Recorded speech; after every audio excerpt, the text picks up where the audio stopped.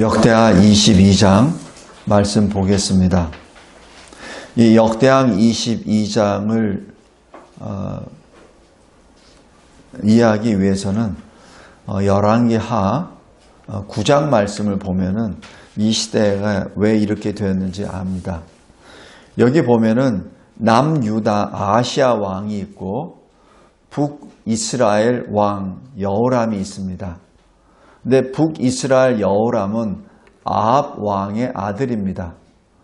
사실 아합은 엘리야 선지자를 하나님의 선지자들을 다 죽여버린 바로 그 장본인이죠. 그래서 하나님을 대적하는 사람과 이 아하시아 왕이 또 손을 잡아요. 아하시아의 아버지가 여호사밧인데 손을 잡다가 안 됐잖아요. 근데 그 아들도 또 손을 잡습니다. 손을 잡아서 다시 또 이 아람과 전쟁을 하다가 북이스라엘 이 요람 왕이 부상을 당합니다. 그래서 이제 그 부상 중에 병 중에 있으니까 이 아하시아 남유다 왕이 병문 안으로 가요.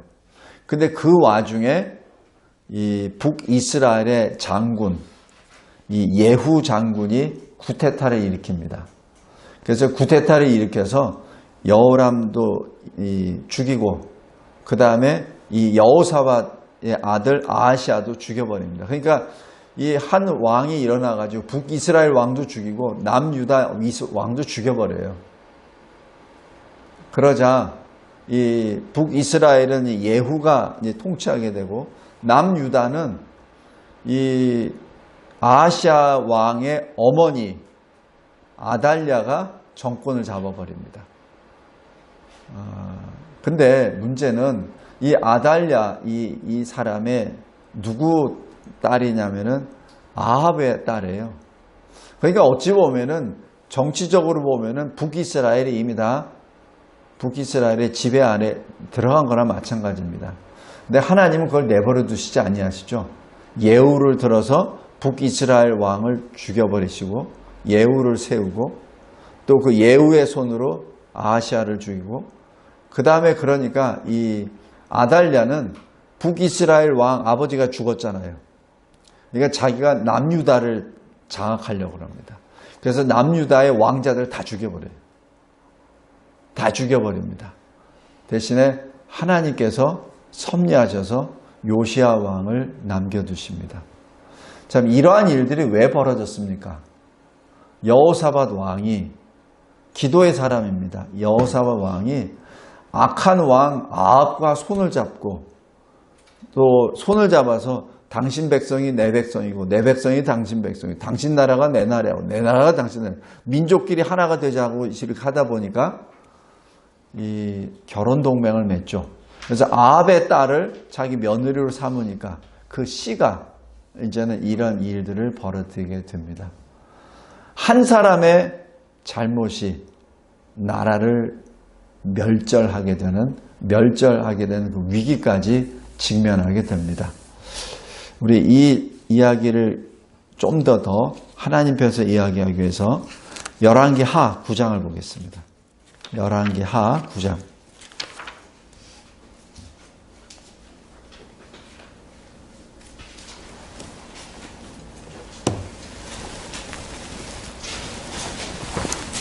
하나님이 이 북이스라엘을 어떻게 심판하시는지 보면은 굉장히 두렵습니다. 9장 1절에 보면은 선지자 엘리사가 등장하고 선지자 엘리사가 자기 제자 중 한 사람을 불러서 길랏 라못으로 보냅니다. 2절에 거기에 예후가 등장합니다. 이때 이 예후에게 이 엘리사 선지자의 제자 한 사람이 가서 3절에 기름병을 가지고 나아가서 하나님의 말씀을 전합니다. 엘리사가 뭐라고 하냐면은 이스라엘 왕으로 삼노라. 이 예후에게 이렇게 하면서 넌 빨리 거기서 그 자리를 피하라. 이렇게 얘기하죠. 그러자 이제 이 청년이 4절에 길랏 라못으로 가서 이제 예후를 만납니다. 그래서 6절에 보면은 청년이 예후에게 머리에 기름을 부으며 이렇게 말합니다. 이스라엘 하나님 여호와의 말씀이 내가 너에게 기름을 부어 여호와의 백성 곧 이스라엘의 왕으로 삼노라. 그러면서 명령을 하십니다. 7절에 너는 내 주 아합의 집을 치라. 이러면서 여기서 아합이 멸절하게 됩니다. 내가 나의 종 곧 선지자들의 피와 여호와의 종들의 피를 이세벨에게 갚아주리라. 이 아합의 아내가 이세벨이잖아요. 그러니까 이 아합의 집을 완전히 멸절시키라는 사명을 줍니다. 8절에 아합의 온 집이 멸망하리니 이스라엘 중에 매인자나 노인자나 다 아합에게 속한 모든 자는 내가 다 멸절하되 이렇게 기록합니다. 그래서 11절에 보면 예후가 나와서 그의 주인의 신복들에게 이릅니다. 그리고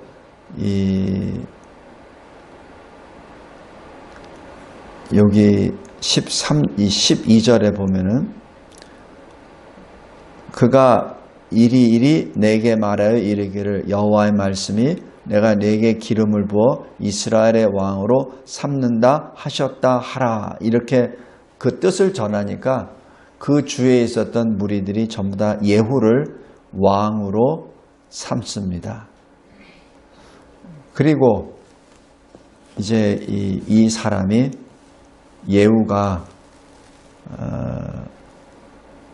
24절 보면 예후가 힘을 다하여 활을 당겨 요람의 두 팔 사이를 쏘니 요람은 북이스라엘 왕입니다. 화살이 그의 염통을 꿰뚫고 나음에 그가 병거 가운데 엎드러진지라. 그러면서 25절 예후가 이 나봇의 밭에 던지게 합니다. 이 나봇은 이 요람의 아버지 아합이 강제로 뺏은 포도원입니다. 그러니까 그 나봇의 포도원에 이 시체가 던져지죠. 그 다음에 여기 27절 보면은 이때 또 유다 왕 아하시아가 이 북이스라엘 왕 요람을 병문안 갔다가 이 사건을 보죠. 그러니까 구테타 일으켜서 왕이 살해된 것을 보고 정원의 정자길로 도망합니다.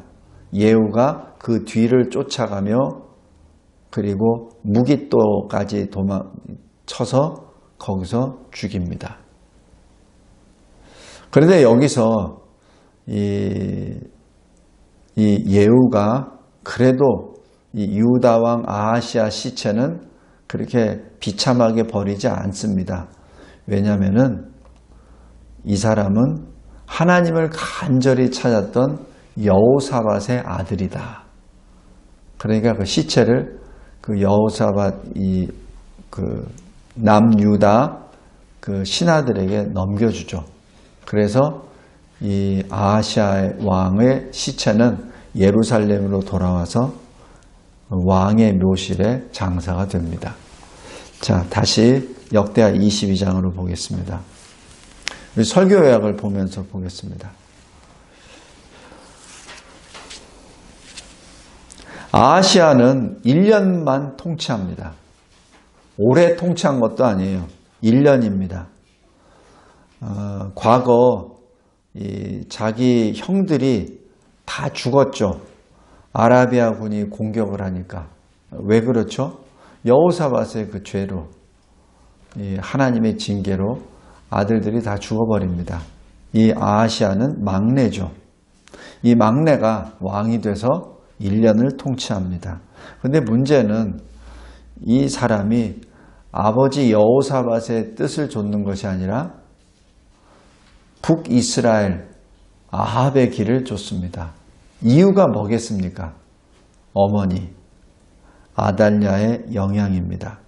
아달랴가 끊임없이 자기 아버지 아합의 길을 아마 교훈했을 거고 영향을 끼쳤을 겁니다.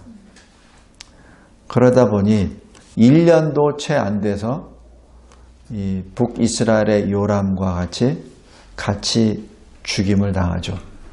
바로 예후의 손에 다 죽습니다. 예후는 하나님이 지금 이 아합 집을 멸절시키기 위하여 하나님이 택하신 그릇입니다.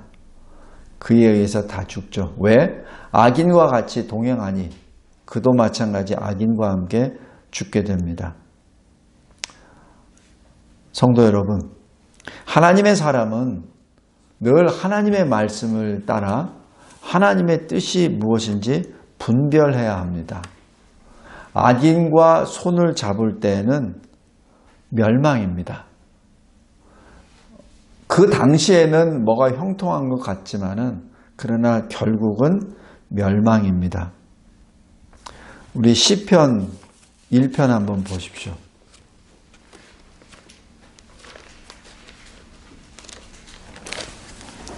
시편 1편 1절에 보면은 복 있는 사람은 악인들의 꾀를 따르지 아니하며 죄인들의 길에 서지 아니하며 오만한 자들의 자리에 앉지 아니하고.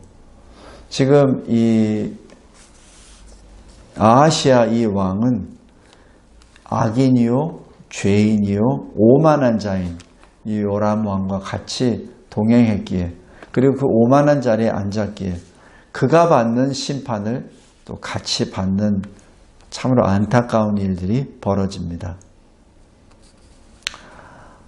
우리는 늘 깨어 있어야 됩니다. 하나님의 공의 앞에서 우리는 늘 그리스도 복음에 합당하게 행해야 합니다. 빌립보서 1장 27절입니다. 또 두려운 말씀은 요한계시록 18장에 바벨론 성에 있는 하나님의 백성들을 향하여 하나님이 말씀하세요. 내 백성아, 거기서 나오라. 거기서 나오라. 그의 죄에 참여하지 말고 그가 받을 재앙들을 받지 말라. 지금 이 아하시아 왕이 바로 그와 같은 재앙받을 자리에 같이 있었기에 재앙을 받아서 죽임을 당합니다. 다음에 두 번째, 10절에서 12절 이 아달랴의 반역입니다. 여기에 이 10절과 11절에 두 여인이 등장합니다. 한 사람은 바로 이 아하시아 왕의 어머니 아달랴 이 여인이요. 또 한 사람은 11절에 여호사브앗입니다. 이 아달랴는 악한 여인으로 오므리의 손녀 아합의 딸 여호람의 아내 그리고 아하시아의 어머니입니다. 이 하나님의 심판으로 자기 집안이 다 멸절돼 버렸죠. 아합 집안이 아예 다 사라져 버렸습니다. 그러고 나니까 바로 그 하나님 심판 앞에 자기가 하는 것은 유다 왕의 다윗의 씨를 다 없애버리는 거죠. 그러니까 아버지 집이 다 사라졌으니까 자기를 통해서 이 남유다의 아합의 가문을 다시 일으키겠다는 얘기입니다.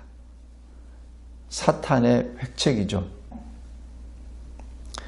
우리가 늘 말씀 앞에 서야 되는 것이 하나님의 심판 앞에 회개하고 엎드리고 하나님께 나아가야 되는데 오히려 하나님을 거역하죠. 하나님의 공의의 심판 앞에 자기가 더 머리를 들고 하나님의 백성들을 아예 다 멸절하려고 합니다. 이것이 악한 여인 이 아달랴의 모습입니다. 하나님께서는 그것을 내버려 두지 않으세요. 왜냐하면 하나님이 세우신 그 언약을 하나님이 지키시기 때문에, 하나님이 이루시기 때문에 하나님이 예비하신 여호사브앗, 바로 그 여인을 통하여 요아스를 보존케 하고, 또 요아스를 6년 동안 12절에 보면 하나님의 전에 숨깁니다. 이게 굉장히 아이러니합니다. 아달랴가 완전히 다 자기가 권력을 다 잡아버렸어요. 근데 어떻게 하나님의 전이 피신처가 되겠습니까?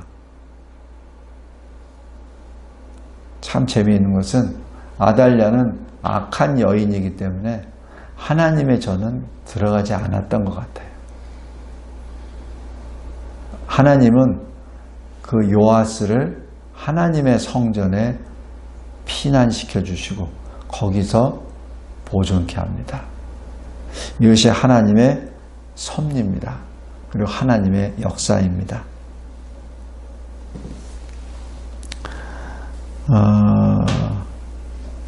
말씀을 맺겠습니다.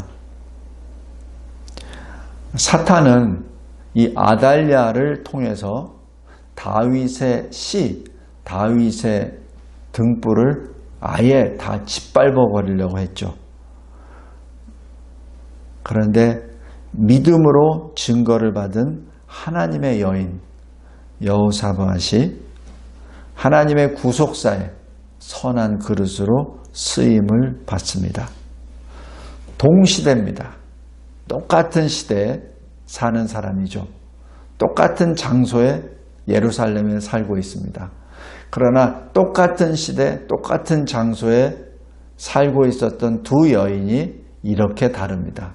하나는 사탄의 도구로, 하나는 하나님의 선한 도구로 사용을 받습니다.